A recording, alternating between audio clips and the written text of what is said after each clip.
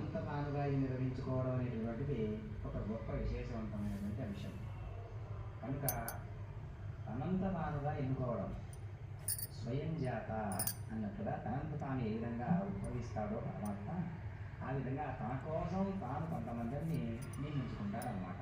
సేవకులను కావచ్చు, భక్తులను కావచ్చు, స్వామివారికి ఎప్పుడు కైంకర్యాలలో నిమగ్నులయ్యేటువంటి వారిని కావచ్చు, స్వామివారే ప్రత్యక్షంగా నియమించుకుంటారు. అందులో ఎలాంటి సందేహము లేదు. కనిపిస్తూ ఉన్నటువంటి పంచమృతిక బాధ్యులకి రకరకాలైనటువంటి నవధాన్యాలను, పుష్పాలను ఆ విధంగా సమర్పిపూర్వకంగా సమగ్రపూర్వకంగా సమర్పించుకుంటూ ఉండడం అనేది మనకు దేహానికి ప్రత్యేక. దేహంలో ప్రతి జీవకణము కూడా ఏ విధమైనటువంటి శారీరంతో, ఏ విధమైనటువంటి నిర్మాణంతో ఉంటుందో మనకు తెలుసు.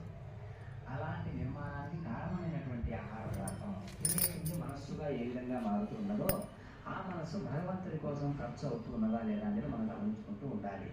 అదే సాధన. కాబట్టి సాధన పద్ధతులన్నీ కూడా స్వామివారికి ఏ విధంగా సమర్పించాలో, స్వామివారిని ఏ విధంగా మెప్పించాలో అనేటటువంటి విధానంలో భాగంగానే చెప్పబడుతూ ఉంటుందన్నమాట. కాబట్టి ఈ యొక్క అంత పరిమళ అభిరితమైనటువంటి మనస్సు నాదిగా పంపించబడితే, అంతటి పవిత్రమైనదే నా మనసు అయితే, అంతటి నిర్దిష్టమైనటువంటి ఆకృతి నా మనసు పొందినట్లయితే, అంతటి పరమ కైంకర్యాగరిష్టమైనటువంటి నా మనసు స్వామివారికి చెందకుండా ఎలా ఉంటుంది అని మనం ప్రశ్నించుకోవచ్చు. తర్వాత